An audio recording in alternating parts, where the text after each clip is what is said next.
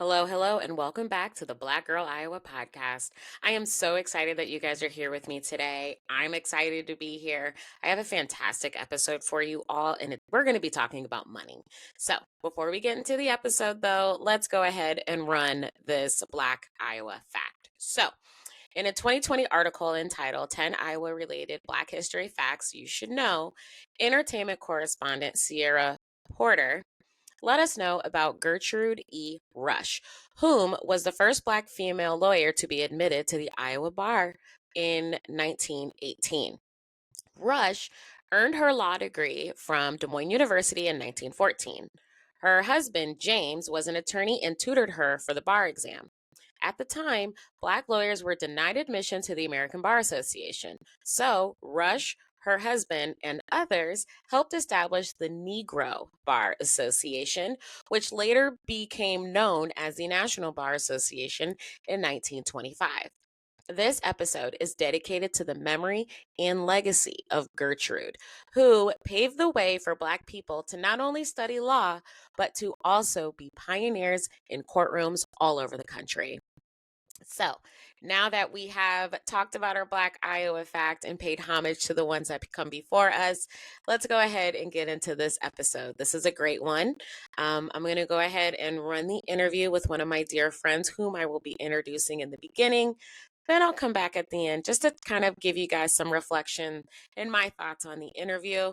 I will also talk about some updates, some things coming to the podcast, might even sneak peek future episodes. So, here we go. All right. So at this time, I'd like to go ahead and introduce the guest for today. Her name is Erika Bailey.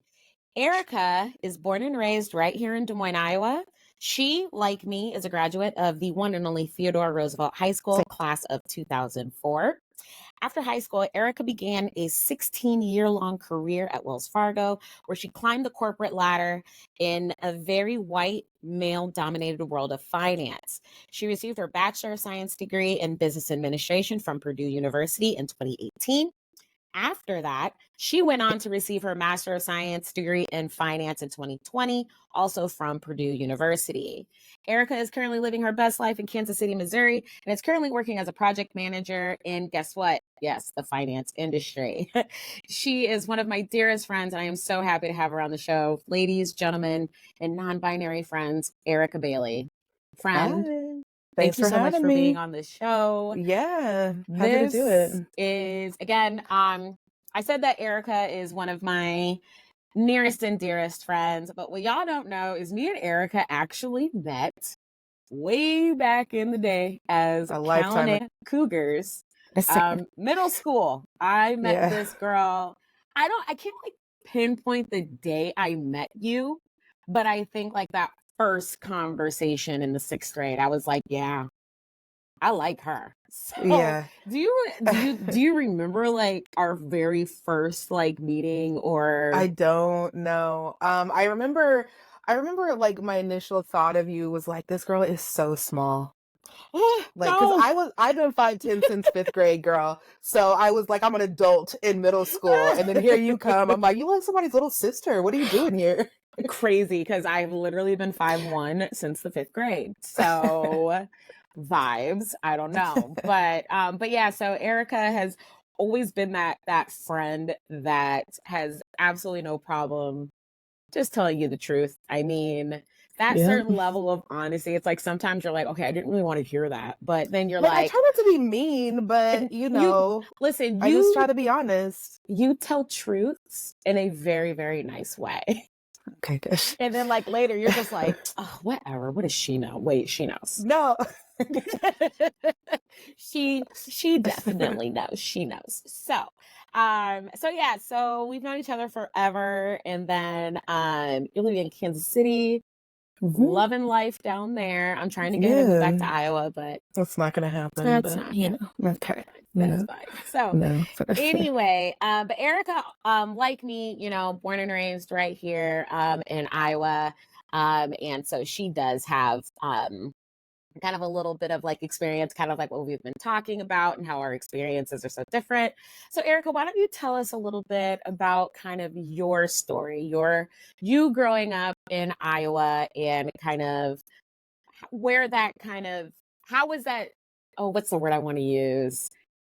What type of significance has that brought in your life about being Sure. from this flyover state? Sure. So, like you said, I was born and raised in Des Moines. My mom is white, my dad is black.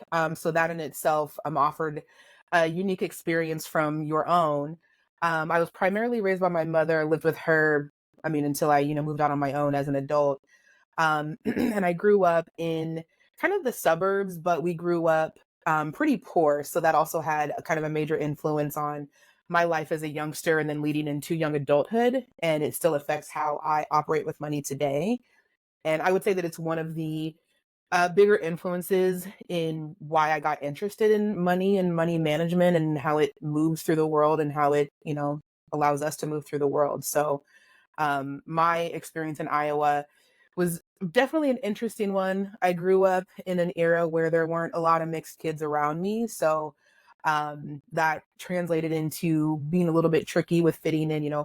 Kids always just want to fit in with people, and oftentimes that's people who look like them. So that it made it a little bit tricky, but wonderful people like you, Well, lifelong friends made it a little bit easier. yeah, and I think for our experiences being from Iowa, with you having that biracial experience and not seeing many people that look like you, and then for me growing up on the South Side, and there was nobody else at Granger Elementary, now called South Union Elementary, that looked like me. So I feel like I don't know about you, but it was like when I got to Callanan in the 6th grade, I was like, wait, hmm, this looks like a family reunion in here. There's all kinds of people that look Yeah. like me. So it was really one of those experiences where it was finally like, not only can I, be friends with other kids that look like me, but start to learn and understand how everybody kind of moves and operates. And then Sure. just like what you said, middle school, we all want to be accepted. Yeah. So I will say, I think we were probably the only, we were probably a couple of the only two Black girls that like lived and died by the Backstreet Boys and NSYNC. Girl, no, Yeah, listen. You were a Backstreet Boys girl. I I was an was. NSYNC girl. But listen, we made it work. We Yeah, coexisted. because you had a thing for JT, and I was I like, what's did. up with his hair? Like, I can't. I did. JC was And my boo. I know, but for the Backstreet Boys, I specifically remember you liking Kevin. Don't Yep. tell people that. And Don't tell people that. Come yes, on, yes. dog. Erica was like, I don't even like Backstreet. But Kevin, hello. He So, was doing it for me. and he's still fine. Yeah. Like, he's still fine. Congratulations to him. He still looks Listen, good. let's give him a round of applause just real quick. And Thanks, then Amy. also, I think we were also probably the only ones that were really in love with O Town. I specifically Girl. remember Mm. you coming over, and it was New Year's, and they were on some New Year's celebration or whatever, and Yeah. we Oh, I watched it. remember You that. Yeah, remember that? And yeah, like my dad yeah. came upstairs and was just like, y'all need to be in bed. Right. My dad was so mad. He was just like, oh, you guys are just squealing over Obviously, these that's white what we boys with a do. microphone. Yeah, it But is what it is, Dad. yes, okay, wait a minute. Okay, so O Town. Okay, we're gonna say it together. Who is your favorite? One, I two, honestly, I could not name three. an O Town member. What? I just Dan know, was I my just loved man. the songs. Was Dan the blonde? Was it No. Ashley Ashley Parker was the Angel? blonde. I Yes, that thought was he the was cute, blonde. but his name irritated me. I was like, why does he Hated have it. three names? That's a I didn't mouthful. like Who it. And needs it was it? like, and it was APA, which for a journalism major, that is a style of writing. Right. Can't do it, right? APA was kicking my butt in APA, college, so yeah. period, right? No, Dan was my favorite. And it's weird because someone, like a few years ago, someone put up a picture of him and Travis Kelsey and was like, they're long lost brothers. And I was like, no way. Oh, they do look alike. And you know how I feel A about Travis little Kelsey. bit. A So little I bit. was just like, Yeah. y'all kind of look alike. Yeah. Okay. All right. But yeah. So, and then I'm going to call you out real quick before we get the rest of this interview. If anybody remembers a group called Soul Decision. Girl, I was just at, oh my God. I was just at this barcade with my friend like 2 weeks ago, Uh-huh. and that Soul Decision song Faded came on. That I was was like, your everybody shut jam. up. That Shut up. My was song is on. the crazy thing I is love that song. you would say that when we were kids. Like, soul Yeah. decisions on, guys, you guys need to shut up because that's my jam. Yeah. I loved that. I still love that Yeah, song. It's such it's a a bop. dumb song, but I It's a love bop. it. It's a bop. Yeah. Okay, Yeah, yeah, so yeah. future episode, we need to go through and rank boy bands, Oh songs, my God. all of that. That's gonna take Yeah. some research. I That's don't need the research. Girl, I got it on the phone right now. listen, Okay. period. I have a Battle of the Boy Bands mix on my Apple. So That's if amazing. anybody, I'm gonna link it in the show notes. Okay. All right. Oh Okay. my Okay. Okay. God. We are That's fantastic. here to talk about money. Hmm. So I will Oh, tell real you quick, guys. Oh, one thing, yes. something that I want to point out that was another difference in our childhoods. The Mm. elementary school that I went to, there were only like 3 white kids. Everyone else was brown and black. Where did you go? So I went to Edmonds.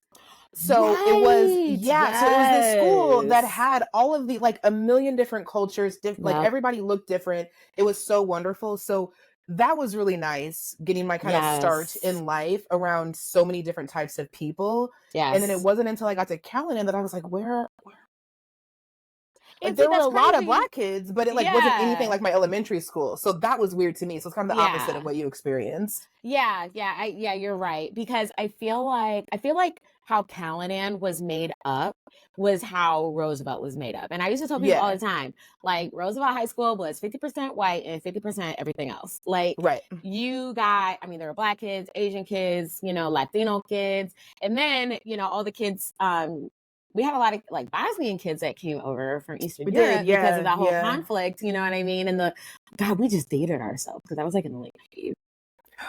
Okay. All right. Well, Jesus. but regardless, yeah. Like I forgot that you went to Edmonds. I don't know why I was thinking you Yeah. went to Greenwood, No, no, no. but I yeah, think yeah. my siblings might have gone to Greenwood. I'm honestly Okay, not positive about that. But no, right. I went to Edmonds. Okay, all right. Yep. And my dad worked at Edmonds for a while, and Edmonds is Hmm. still that school. It's Yeah, incredibly diverse. I My loved it. nephews went Yeah. there. So yeah, awesome. Okay, so it's funny because like as I'm talking to you, like I already have 2 more podcast episode ideas. Okay, so we need to talk about '90s nostalgic music and diversity in schools in Des Yeah. Moines. We do that. Okay. Anyway, okay. So let's talk about money. So, Okay. Erica, you mentioned a little bit already about how you growing up kind of started and sparked your interest on how you handle money as an adult. Do you want to kind of Hmm. talk about a little bit of kind of like what that looked like as a kid and then just kind of how your evolution and your relationship with money has changed over the years? Sure. So, like I said, I grew up like pretty poor. We always had food on the table, but sometimes we needed some assistance even with that. Mm-hmm. And then throughout like my childhood, middle school, high school, there were oftentimes we weren't super sure that we'd have a place to live in the next few months. My mom always had a steady job, but even sometimes it was just so tight. Mm-hmm. And I remember like there not being a focus on managing money or saving money. Investing was a completely foreign concept to me. My parents both rented my whole life. Um, so growing up, all I really knew was getting by. All I really understood was we have this, X amount of dollars and we need to stretch it so far, as far as we can. And oftentimes there would be a bill that would be unpaid, we get a cutoff notice, stuff like that. So getting into when I moved out on my own, I needed to start managing my own money. I was still in that mindset of, well, this is the amount of money that I make and I have to pay my rent and, XYZ. And there were months, I mean, probably a couple years when I first went out on my own that I would be like eating ramen noodles for every single meal because I didn't have any money and I Yeah. was still getting eviction notices on my apartment door. Yeah. Mm-hmm. And that really, like, for the first, I would say, like, through my mid 20s, that was just my life. I didn't care to understand money, but I also wasn't raised in a world where money management was ever a topic. Mm-hmm. So it honestly just never occurred to me that anything would or could be different. I didn't dream about a life where money was not always scarce. I just thought that's how it was always going to be. Right. So I didn't get into thinking about money really until I would say until I like got a pretty significant pay raise once. So I started working at Wells Fargo when I was 20 years old and making like pretty, I think at the time I was making like 12.50 an hour or something. And girl, I thought I was rich. Period. I Even never, yeah. 17 years ago, like Yeah. that wasn't rich, right? Like I was still like pretty poor. I Yeah. was like And we're, moving my car so it didn't get you're repoed. still like right at the poverty line, but I mean, what are you Right. going So to I thought I was super rich. And for some reason I lost my mind and bought a car. I don't know how I thought that would work out for me. do? And I was just again like in that scarcity, like just I was living life real grimy, trying to, make ends meet. And then somewhere in my mid 20s, got a really good pay raise. And I thought, oh, like, I guess, yeah, I guess I don't have to always live like this. Mm, And I started just kind of managing money differently. But it is incredibly difficult when you grow up in that space to get out of that space. People tend to live how they grew up. It's really rare that people change economic classes throughout their life. mhm. It's really rare that people change their money management habits. So even when I started making more money and I started just to be more comfortable, I still was so broke. I still was, writing a check that I knew like, oh, is this gonna, I'm not sure. When is my payday? Not being great with money. But I started to understand it better because at the time I worked in mortgages Mhm. and I started to see other people's money and how other people were managing their money and paying their bills or not paying their bills and how that was affecting their life. And I remember seeing, like, I worked in subprime mortgages at the time when that was a thing. And I remember Yeah. seeing people that were getting like 21, 22, 23% interest rates on a mortgage. And because like my car note at the time, I think was like 20%. And me thinking Mhm. that was totally normal, but then seeing how that translated into the amount of interest that someone would pay on a mortgage and thinking like, what are we doing? Like, why Yeah. would this even be a thing? And so that really sparked my interest in figuring out the money thing. Mhm. And then I went to college, and throughout undergrad, I wasn't focused on money at all. That I was in a business administration program. Mhm. But throughout that time period, really trying to figure out money and just beyond not being poor anymore and getting more into more of a thriving mindset, being able to save money and invest money. I called my cousin, my favorite cousin Daisy, lives here in Kansas City, because I Shout out to was Daisy. shout out to Daisy, because I was absolutely drowning in debt. It's even hard to like think that it was real how much debt I was in, and I'm talking like immediate debt, meaning I was moving my car so it wouldn't get repossessed. I Mm, was, dodging the landlord. I was doing all of these things because I don't know. I was just being ridiculous with money even though I made enough at the time to live okay, still yeah. poor, but okay. I reached out to her, girl, I'm drowning in debt. I don't know what to do. And she gave me a bunch of information on how to figure my life out financially, on how to get out from underneath that immediate debt and get into a mode where I could live without all of that financial stress. And that is what really sparked my interest in going to grad school for finance. And Mm, then it kind of snowballed from there of getting in more into the finance world and banking and being mhm. able to actually like advise my not really advise but talk to my friends about money and some of the things that I had learned either through school or more organically through my own life, and just get to a place where I'm thriving now. I'm not dodging repo men and everything. My mortgage is paid automatically every month. Never thought that would happen. Right. And I'm doing fine now, and I actually have some investments and everything now. So to go from almost being evicted multiple times as a child to where I am now, it was a long and difficult journey. And I love to talk to my friends and anybody that I know that will listen to me yap on about it. The easy is not the right word, but the things that can be done in your life, the small changes that can be done Right. to improve your life financially. Right. Yeah, and I think that something that you said is how, the majority of people, they don't change their economic status like in life, right? And I also think too, like, to a certain extent, like, I know for myself, I am not good with money. I am better now that I am divorced and living on my Shout out own, to Jesse. Yeah, no, no, we don't shout out. He's like Voldemort, he who must not be named. that's fair. That's Anyway, fair. anyway, anyway. But I feel like like my mindset with money is like making sure that my essentials are paid. Mhm. So my car note, my rent, um, my car insurance, like cell phone, you know what I mean? Like just like those things that I know that if I don't have one of those things, my quality of life is going to go down, right? Right. I think I know for me, what I struggle with is wanting to spend my money on things that I don't need because they make me feel good.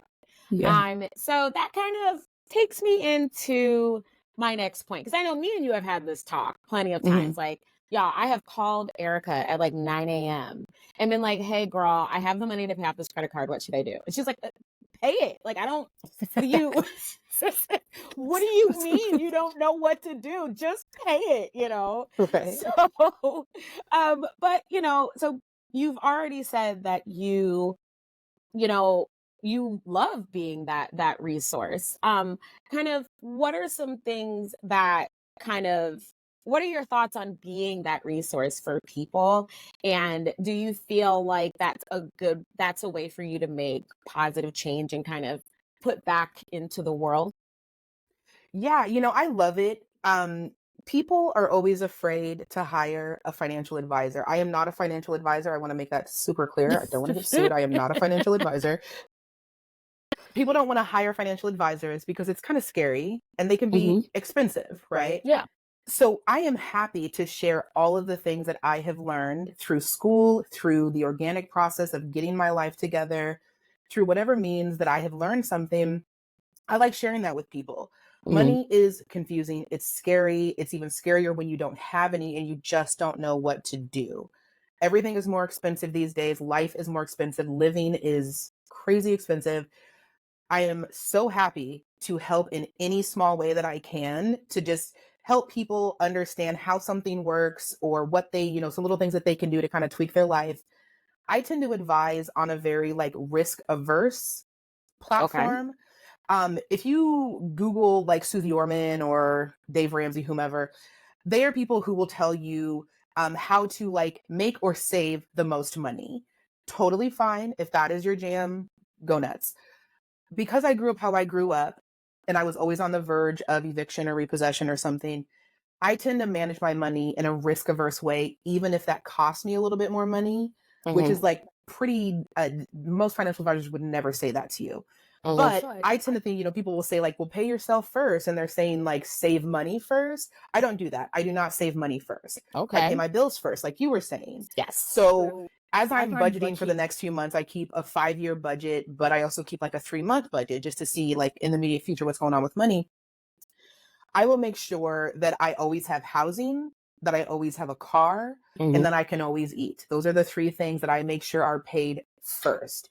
Okay. And then I start worrying about saving, debt, anything else that needs to be paid, any like one-time expenses or whatever. Because at the end of the day, if something goes way left, if I get fired or something like that, if I get hurt and I can't work, I need to make sure that my housing, transportation, and food are secure.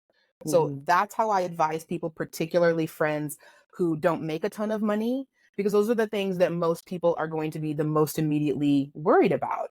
If someone comes to me and they're like, girl, I'm having trouble like paying off this credit card, it's been late for 3 months, da da da da. I'm not going to tell them throw $100 into savings. Like, that's ridiculous. I'm going to talk to you about how to get those payments caught up, how to talk to the credit card company, Right. about moving the payment date or whatever needs to happen. I'm Mhm. a risk averse type of Yes. advisor when it comes to talking to my friends about money. Yeah, and you said something that I'm thinking back to, the lack of money management skills that we were taught in school, Yeah. but this idea of pay yourself first, put Hmm. money in savings. Like for me, it's like I want all my money to go out to where it needs to go. So Right. then I know what I have left over for, the essentials like food and gas. Can Hmm. I, buy this little thing that I don't need but I want? And then like could I put, 50, $60, into Right. savings, right? Why do you think we are so focused on saving as opposed to what you were saying with the what is it, risk adverse? Right. um, way of looking and handling our money. I think that we are so focused on saving because the loudest voices in the room of personal finance are people who have money to save. These are not real people. They're real people, obviously. I don't want to like discount. These are real people who at one time did struggle in their life, but they have been so well off and so organized and been able to manage their financial life for so long, they're out of touch at this point.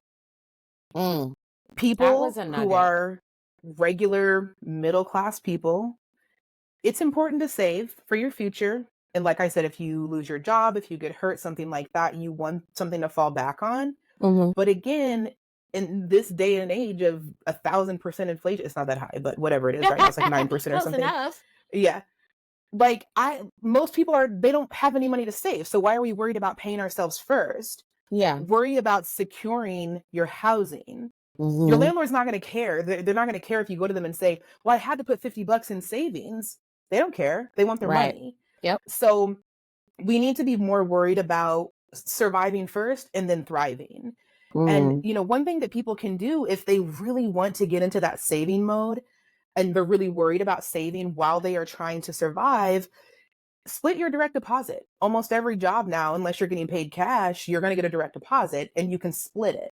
Open up Yeah. a credit union account that's completely disconnected from your regular bank account and Yeah. throw $5, $20, $100, like whatever you think you can spare, split the direct deposit so you don't even see it. Hmm. And that's one way to kind of trick that scarcity mindset. And so you don't even have that money, right? Right. And then you can kind of save on the side while you are trying to survive. Right.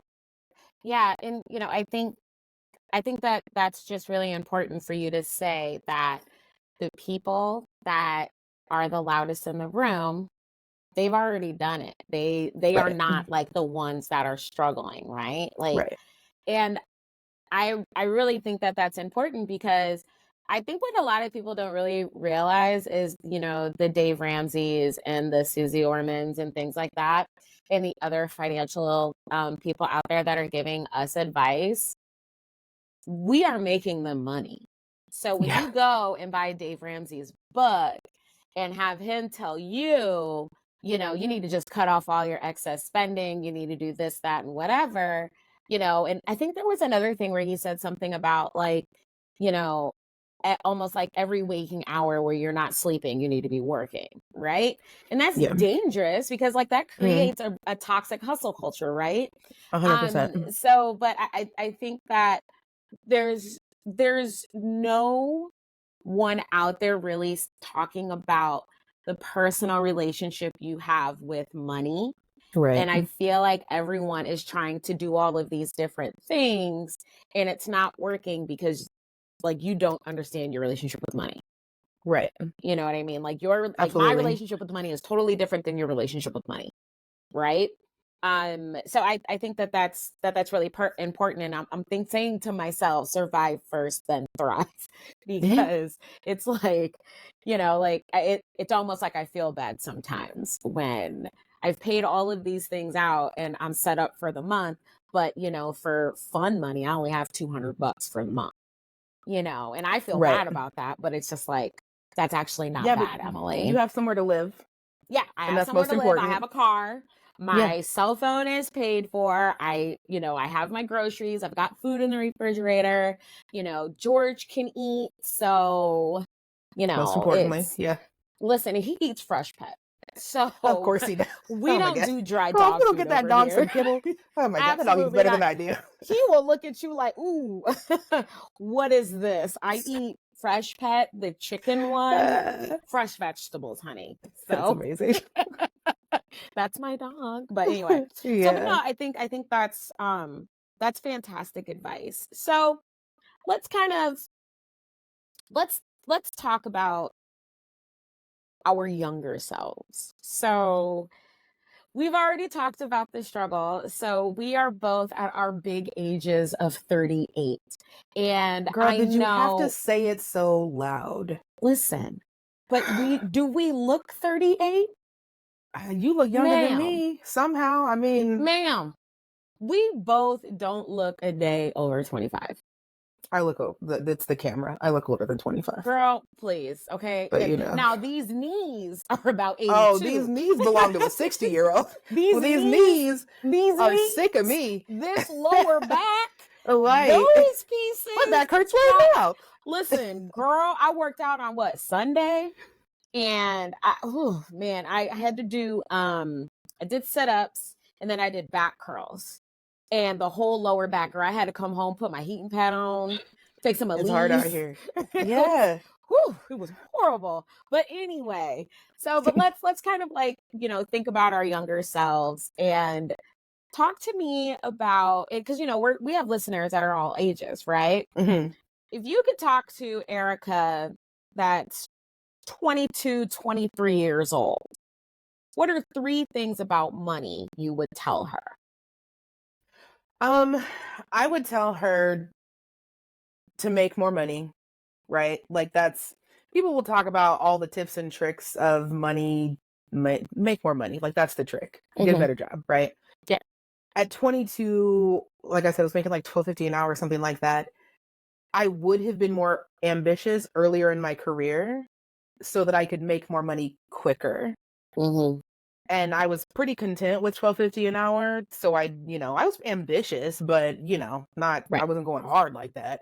Right. Um I would tell 22-year-old Erica to be more ambitious, climb the ladder faster, focus and develop your career a little faster. I would also tell her to stop trying to live in places above her means. Like I really have champagne tastes on a beer budget. At the time it was like natty light I love if I'm it. being generous, Yeah. right? But in my mind, for some reason, I was like, but I deserve this fancy apartment for what? I don't know. I didn't earn it. Mm-hmm. I would tell her, stop being weird, live somewhere you can afford, get a roommate even, or live with mom for a little while longer. Um, Number three, girl, why did you buy that car? Oh, what kind of car was it? Oh my god, it was so cute. It was it She was said, "Oh a, my God." it was a Hyundai Sonata. It was blue, like a dark blue. Oh, And I ew. did love that car, but it was too expensive. And at the time, Yeah. I think I paid like 10 grand or something like that for it. Mm-hmm. But 10 grand was too expensive on a Right. 1250 salary. Yes. I would have bought Yes. like a $3,000 car that would have done the same thing. It would have broke down the same because it was not a great car. Mm-hmm. I would have bought a cheaper car. Right. So I mean the overall advice there is live within my means. Mm-hmm. Stop being weird. Live Yeah. within my means. Yeah. Yeah. And I feel like too, like, if we think about, 22 and 23-year-old Erica and Emily, that was, 2008, 2009, Mm-hmm. when in social media and that aesthetic of living this type of life, it wasn't there. I think I was on No. TikTok the other day and someone was just like, can we just like normalize living in a regular apartment? Like, because everybody lives in an apartment that's like a high rise and they have these floor to walls, floor to ceiling windows and stainless steel appliances and granite countertops. And it's just like, I have wood baseboards. Right. Like, I've got carpet, I've got beige carpet. Right. My Those God, I have a apartment white, carpets. yeah, Whew. I have a white refrigerator. Like, can we just like normalize that, Right. And Yeah. I think that really says a lot, right? So I couldn't imagine us being 23, 24, and what's the equivalent to 1250? What was like 2250 now, maybe? And Yeah, if that, thinking that yeah. we have to do all of those things, right? So Right. I think that last piece about living within your means, I mean, that was like a rude awakening that I really had to have like after I got divorced, because I no longer had a two income household. Yeah. And so it was, okay, so this is X amount of money that I make. Oh, I want to get a cute little, studio for me and George in downtown Des Moines. I don't have $2,400 a month to pay for rent. I Right. want that life, but no, this $1,200 2-bedroom, 1-bath apartment, 10 Right. minutes from my parents' house is going to have to be enough. You know what I Right. mean? And it is, like, I think that once we start really understanding that if you live within your means and you work on yourself, you work on your career, the champagne, I mean, it might be Andre, but you'll still be able to drink it and put some orange juice with it at some point. You know what's funny is so I'm not like a big drinker these days, but I like almost exclusively drink champagne, but not Hmm. because I'm trying to be fancy. It's because you can get a giant bottle of cheap champagne for $15. Period. Instead of paying $15 per cocktail at a bar, I'm about At to a bar. pregame with the Yeah. $15 champagne And in the then there's solo two cup. drinks for the whole night. Or two, that's being generous. I'm gonna get one. Being one. Yeah. I love it. No, It's seriously, like, also yeah. I want to go back. So when I say live within your means, I want to make sure that I am extremely aware that today living within your means is that is BS advice because of how expensive everything is. I am specifically talking to young Erica pre-financial crash where I absolutely could have lived within my means. So I don't want people to think that I'm like being weird and out of touch. I Yeah. understand that like today living within your means is basically like a myth. So, Yes. Yeah, yeah, yeah. Most definitely. And I was definitely like, and I guess like for me, it was again, then this is personal, Emily. It's okay, cool. So this is what I thought I could afford, but I'm mhm, also recognizing these are the additional bills that I now have to right. cover on my own.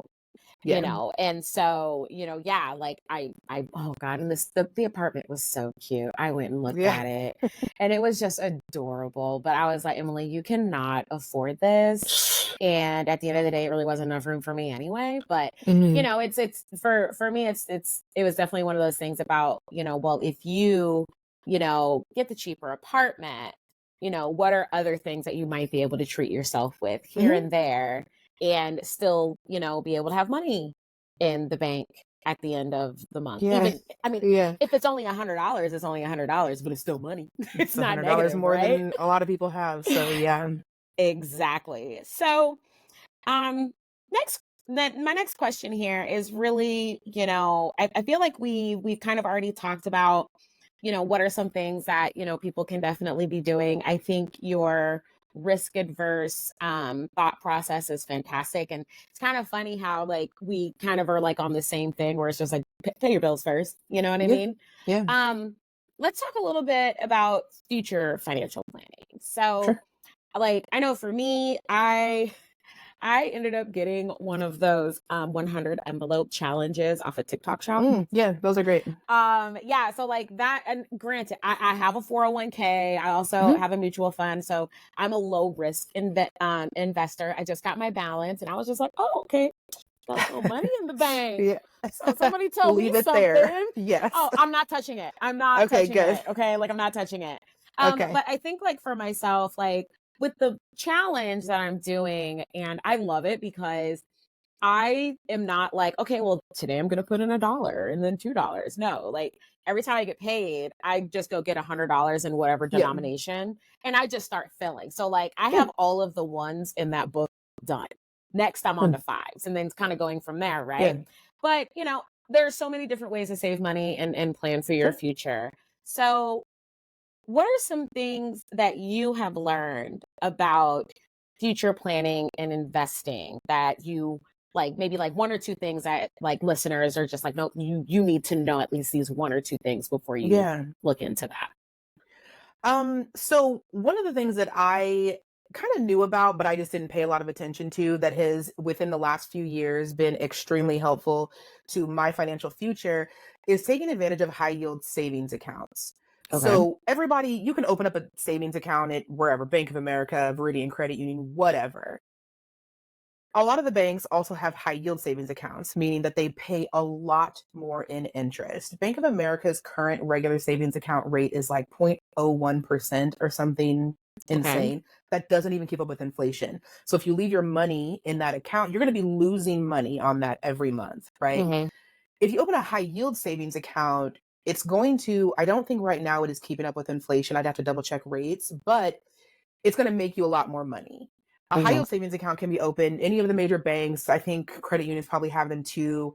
Look at digital banks, so Ally, Capital One. those banks pay much better than banks that have brick and mortar locations like Chase, Bank of America, Wells Fargo, Mhm. and you will earn a good amount of money on your savings. If you go with a bank like Capital One, we are not affiliated with Capital One. No, not at Um, all. there's no minimum deposit. People think they have to have Mm. thousands of dollars to start a high Yeah. yield, but not all banks are like that. I put $100 in it when I opened it. Mhm. So it's, it's not necessary. And as you start saving more money, if you do the direct deposit split, and you don't even notice money's going in there, you're going to start earning really good interest on it. I think Mhm. my high yield savings is at like 4.5% interest, and that Okay. hits my bank. It hits the account every single month. So I see that Mhm. money every single month, and that's my money. It doesn't go anywhere. It's in that account. It's different from like investing where you can make money, where that Mhm. money is just kind of out in the ether. Like you Right. can sell your stock or your whatever you have. With a high yield savings, I like it in my risk averse world because that money is in my account and it's not going anywhere. It's not invested in Right. anything. It's not dependent on anything. I'm just adding money to it. The bank is adding money to it. My money is making money. So that's something to look into for a lot of people, especially for folks that if you get like an annual bonus and it's not already earmarked for something that you need, Yeah. toss it into high yield Toss it in there. savings. Yeah. If you're Okay. saving for a house, if you're saving for a car, like whatever it is, if you're just saving for a rainy day, look into a high yield savings at a digital bank that's going to pay really good interest. American Express actually has a really good high yield savings account as well. So just Mhm. look into those other avenues, especially if you're not a fan of investing or you're afraid to invest, you're not really ready to learn all about investing, check out a high yield savings. It works exactly like a regular savings account, but it makes you a lot more money. Right. That's Okay. something easy that anyone can do. You can start. Not all of them will let you start with $0. Some of them do require money, but there are ones Yeah. that let you start with literally $0. Okay. Easy way to get started. Nice. Nice. Yeah, and I think that's good too, especially for those folks that I remember like when I started saving money, it was like I would save $25 every paycheck. Hmm. That's Yeah. back when I was getting paid every 2 weeks. Now I only get paid once a month, which is Oof. Yeah. you got to be real savvy with Yeah. your money to get paid once a Yeah, for month. real. You really do. But, I think especially for that highly yield, especially if you have one to where you can start at $0, or even if you Hmm. have to put, two, $300 in, you know, that that's just kind of that continuous Right. investment, right? And I feel like I feel like there aren't enough people talking about those ways to save and then also get money back. You know what Yeah. I mean? Just for having it in there, Yeah, and So I love yeah. the TikTok challenges, like the envelope challenges and things like that. I think that's a wonderful way for folks to really jumpstart their savings journey and to also break some of the habits of just blowing their money, right? Yes. Yes. But the problem is that if the money is sitting in an envelope on your desk, you're losing money Yeah. because of inflation. So once you get to whatever comfortable amount, once you've hit your challenge, get it into a high yield savings so Yes. that money Yeah. can start making money and then start a new envelope Yeah. challenge.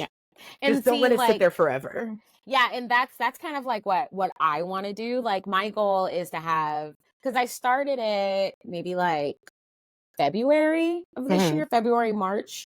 And so my goal is with that is to have it filled by the end of the year or whatever amount is in there, then that is going to get put into a savings account. But now that I Mhm. know about high yield savings accounts, Yeah, definitely like getting one of those so that way I'm starting to see some return on my investment, which I think would be sure. fantastic. And there are like smaller challenges too. Like I think I saw Yeah. one lady, they have like these little itty bitty ones, and it's like a 500 or $1,000. They come in just varying different degrees. So I think the cool thing about that money saving challenge too is that people are really just doing it how they want, Yeah. and Yeah. it definitely gives you that freedom. But yeah, the high yield is Yeah.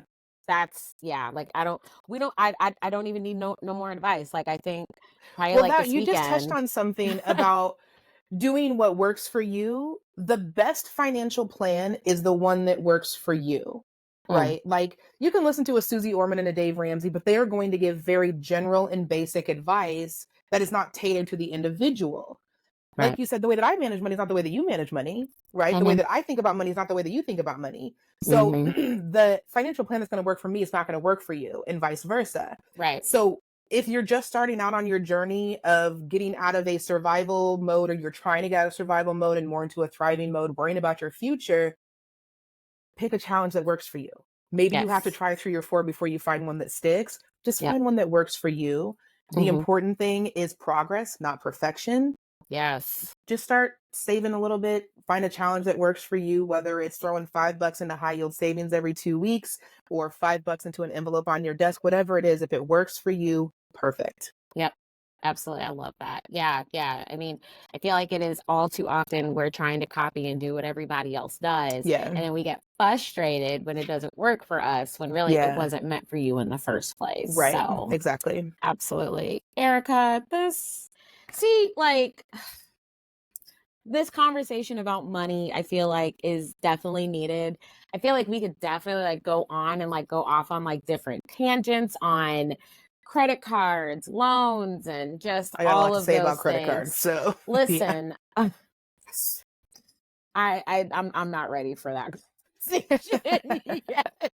Let's just stick to money and savings, like that little baseline, Perfect. and then we can Okay. go into credit Yeah, cards start with because that. I like it. woo, Yeah. it Start is with the too basics. much, too much. So, well, thank you so much, friend. I greatly appreciate your time and talking with Yeah. us.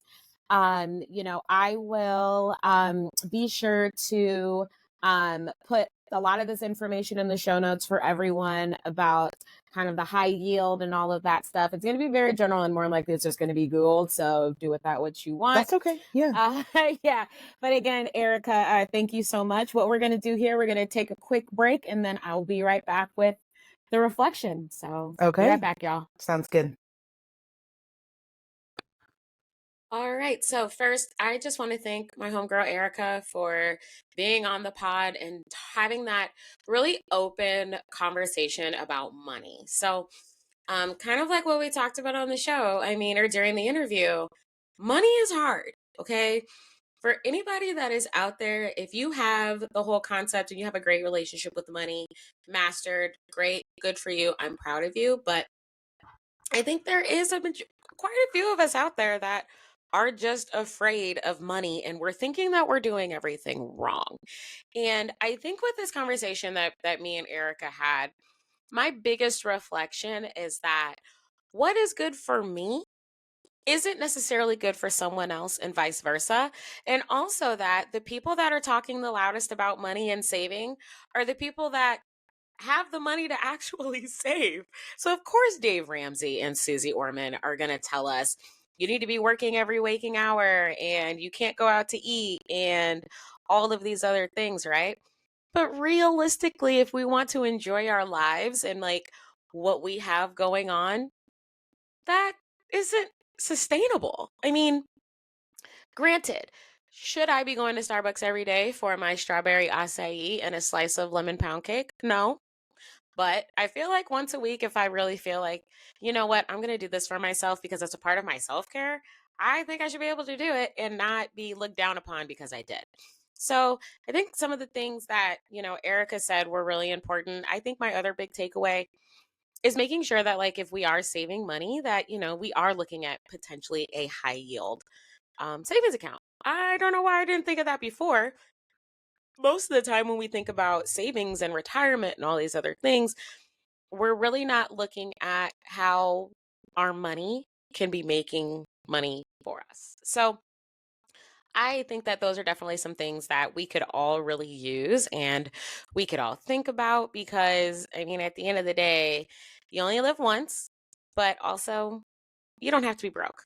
I mean, I'm broke, but I think I could probably be making at least a few better choices to make it so that way, I don't always feel the crunch of living paycheck to paycheck and, doing all of those things. So I also think, too, the other part that I thought was really important about this interview is also just talking about how our relationships with money develop and how they change over time, and how some of the things that we're doing financially could actually stem with how we learned about money as kids. So, It's a lot to think about, but I just think that overall, I know I want to have a stronger foundation and a better future for myself. And I know that there are things that I could be doing to really facilitate that. And then also just being a little bit smarter and figuring out more ways for the money that I have and the money that I've saved to kind of do what I already said, start making a little bit more money for me. So, also, I want you guys to know that's not going to be the last conversation about money.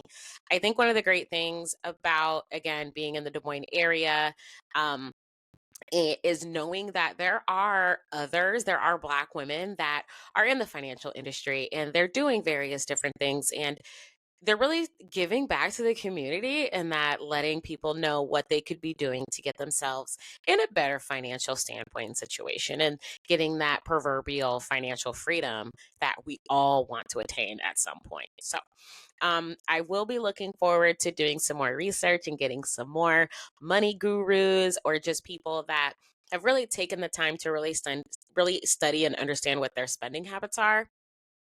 I really hope to get some of those people on the podcast and also just really encourage us to do better, be better, but also just making sure that we are taking care of ourselves. So, those are my reflections and thoughts on today's episode. I really hope you all enjoyed it.